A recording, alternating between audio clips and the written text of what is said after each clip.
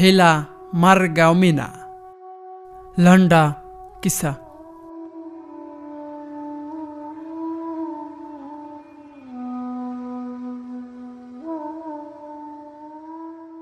د واده شپږمه میاشت وه.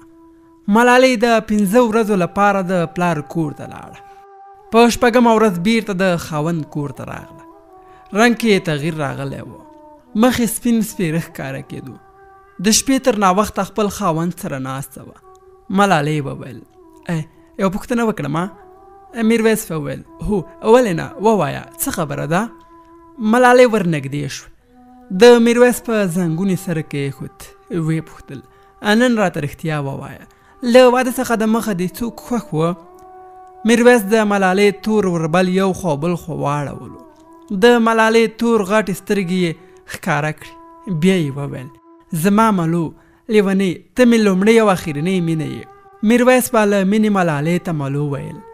ملالۍ د میرویس لاس په خپل سره کېښود او ویې ویل ستا دې د ما په سر قسم وي، له چا سره دې مینه وه؟ میرویس سترګو کې رڼې رڼې اوښکې راتاوې شوې. ویې ویل د ماما لور مې مریم را باندې ګرانه وه. بیا یې ملالۍ په تندي ښکل کړه. ورته یې وویل اوس یوازې له تا سره مینه لرم. ملالۍ وویل مریم خو د کلي تر ټولو ښایسته جینۍ ده. هغه خو ډېره مغروره ده. ښه ده چې له ما سره دې واده وکړو. هغې ګمان نه کوم تا سره واده کړی وی. شیبه خاموشي خوره شوه. ملالۍ د ځواب په تمه وه. میرویس په خیالونو کې ډوب و. ملالۍ سترګې پټې کړې. میرویس ګمان وکړو ویده شوه. د ملالۍ په تور اوربل کې ګوتې وهلې. ورو یې وویل ته څه خبره یې؟ ما او مریم له یو بل سره څومره مینه لرله. د ملالۍ سر یې د خپل زنګون نه پورته کړو. په بالښت کېښود. ملالۍ سترګې خلاصې کړې. د بېوسۍ اوښکې یې په پټه خوله تویې کړې. سبا میرویس پوهنتون ته لاړ او ملالۍ مریم پسې د میرویس کشر ورور میوند ولېږلو. ساعت وروسته مریم د میوند سره راغله. مریم او ملالۍ سره کېناست.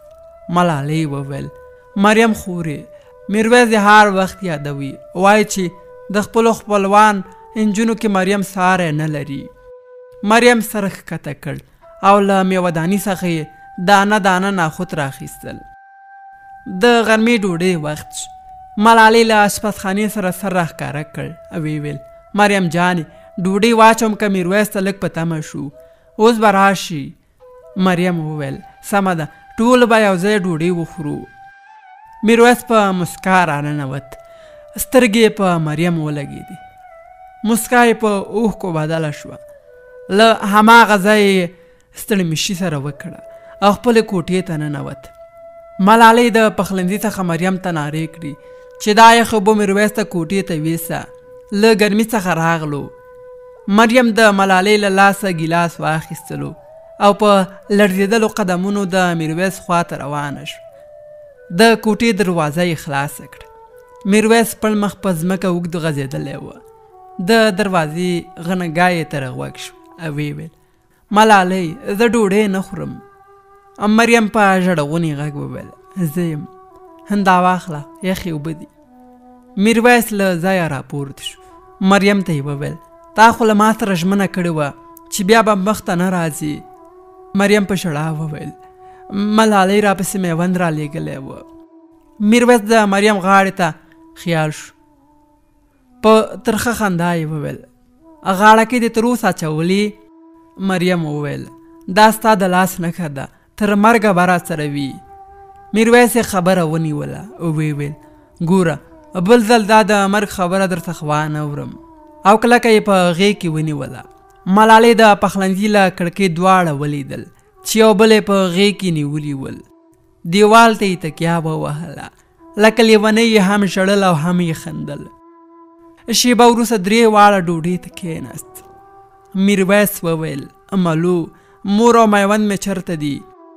ملالۍ وویل مور جانه خو د باران کاکا د لور واده ته لاړه او میوند ډوډۍ وخوړله، ښوونځي ته لاړ. مریم او میرویس یو بل ته د سترګو لاندې کتل. د ملالۍ ستونه له سلګیو ډک و. ناڅاپه یې له خولې او پوزې وینې راغله. په منډه تشناب ته لاړ. مریم هم پسې ورغله. میرویس له ملالۍ وپوښتل ښه یې؟ ملالۍ په مسکا وویل ښه یم. میرویس وویل دا سوم ځل چې له پوزې او خولې څخه د وینې راځي، سبا ځو ډاکټر ته. ملالۍ په ورختایي وویل ما خو درته وویل که نه چې پلار سره مې ډاکټر ته لاړم. ډاکټر وویل دا د ګرمي تاثیر و او د وینې تویېدل له پوزې ګټه لري. ډوډۍ سره ټوله کړه، چای څښلو چې بابو راغله. ملالۍ وویل بابو ناوې څنګه ښکارېده؟ بابو وویل کټ مټ لکه ستا په څېر ښایسته وه. ملالۍ وخندل ویې ویل که ناوې ښایسته وه نو د مریم په څېر به ښکاره کېدله، ځکه هغه تر ما ښایسته ده. مریم په خندا شو. بابو وویل که خیر وي مریم به هم ډېر زر ښایسته ښکاره شي. ملالۍ وپوښتل هغه څنګه؟ بابو وویل د مریم مور راته واده کې وویل چې مریم پسې د هغې د کاکا زوی راځي. میرویس له ځایه پاڅېد او ویې ویل زه د باندې ځم. ملالۍ ژر ورته د پښو څپلۍ سمې کړې. ماسخوتن ټول سره ناست. د ملالۍ حالات خراب شو. 3-4 ځلې له خولې څخه وینه راغله. بابو وویل میرویسه زویه هله موټر چلان کړه چې ډاکټر ته لاړ شو. ملالۍ وویل نه ډاکټر ته نه ځو، ما مې خپل پلار کور ته بوځئ. پلار مې ډاکټر ته بیایي ځکه هغه ډاکټر ته زما تکلیف معلوم ده. وروسته له ډېر ټینګار بابو وویل میرویسه زویه هله ملالۍ د پلار کور ته بوځه او مریم دې هم در سره لاړه شي چې په لاره کې په ملالۍ پام کوي. لا نیمۍ لارې ته نه ورسېدلي چې ملالۍ په موټر کې بېهوښه شوه او زوف یې وکړ. مریم وویل میرویسه شفاخانې ته لاړ شه، ملالۍ حالات خراب ده، د پلار کور ته یې مه ځه. ملالۍ د کلي شفاخانې ته وروړه. ډاکټرانو زر عاجل بخش ته دننه کړ. نرسه په منډه راغله. له میرویس څخه یې د پخوانیو نسخو پوښتنه وکړه. مریم لاس کې دوسیه وه، ور یې کړه او نرسې ته یې وویل دا د ملالۍ دوا او نسخې دي. ډاکټر په لوړ آواز وویل منفي بي ګروپ وینه راوړئ. ګروپ وینه روغتون کې نه لرو؟ مریم ورمنډه کړه ویې ویل زما وینه ده.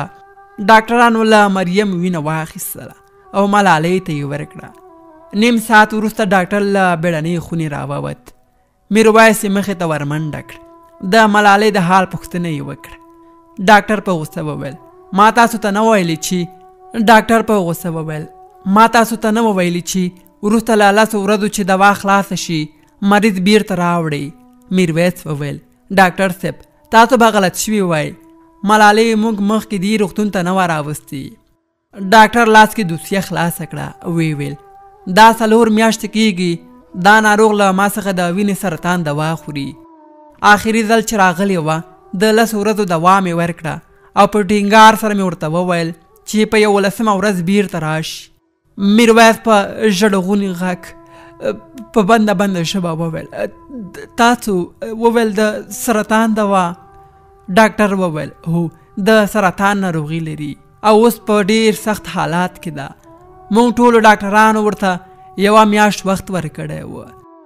میرویس ځای په ځای کېناست. ډاکټر څو قدمه واخیستل، بیرته راتاو شو. د نسخو له منځه یې یو لیک راواخیست. میرویس ته یې وویل شت دا لیک ناروغ خپل خاوند ته لیکلی وي، ځکه د لیک تر شا یې غاټ لیکلي ګرانه خاونده. میرویس لیک خلاص کړ. لیکلي و دا دنیا نیمګړې ده، ارمانه ده، پاتې له فقیر او له بادشاه نه ده. زما ګرانه له خدای نه وروسته مې یوازې تا سره مینه کړې. 2 کاله کېږي چې سرطان لرم. ما نه غوښتل چې واده در سره وکړم، خو پلار مې وویل لور جانې له ماشومتوبه ته د میرویس په نامه یې، اوس نه انکار کولی شم او نه هم ورځینې نور وخت غوښتی شم. د میرویس پلار د واده لپاره ستا تیارولو راته وویل. زه هم مجبوره وم او پلار مې هم انکار نشو کولی. هر ځلې به چې د پلار کور ته راتلم نو روغتون ته به خامخا راتلم. زه شاید نور ستاسو په منځ کې ونه اوسم. ډاکټرانو راته ځواب راکړی، خو ته به دا ژمنه راسره کوي چې زه کله مړه شم نو ته به له مریم سره واده کوي. ستاسو د دواړو تر منځ زه راغلی وم، خو د ډېر وخت لپاره نه وم، حتی کال هم نه ده پوره شوی. که زما روح خوشحالول غواړې نو د مریم سره به خامخا واده کوي. لیک یې تر همدې ځایه ولوست او په ژړا شو. ملالۍ سترګې خلاصې کړې. د څنګ په میز کې مریم پرته وه چې وینه یې ملالۍ ته ورکوله. ملالۍ نرسې ته وویل چې اکسیجن مې له خولې لرې کړه. نرسه مجبوره شوه اکسیجن یې لرې کړي. خو ملالۍ ته یې وویل یوازې د 1 دقیقې لپاره یې ایسته کوم. د ملالۍ ساه ډوبېده او سترګې له اوښکو ډکې وې. په ستوني کې یې سلګۍ وې. مریم ته یې وویل میرویس مې د تا ته امانت وي، زه نوره ستاسو له منځه ځم. مریم وویل دا ته څه وایې؟ داسې مه وایه. ملالۍ وویل د تلو څخه مخکې یوه ژمنه راسره وکړه. میرویس په دې دنیا ستا ده، خو په هغې دنیا کې به یې ماته راکوي. مریم په ژړا وویل ژمنه ده، ژمنه ده. ملالۍ نرس ته وویل لږ په بیړه میرویس ته غږ وکړي. نرس په منډه میرویس را وغوښت. میرویس را دننه شو. ملالۍ میرویس ته وویل لاس دې را نږدې کړه او د میرویس لاس یې د مریم په لاس کې ورکړو. مسکی شوه او د تل لپاره له دې پانی نړۍ یې سترګې پټې کړې. انا لله و انا الیه راجعون. د کیسې پای.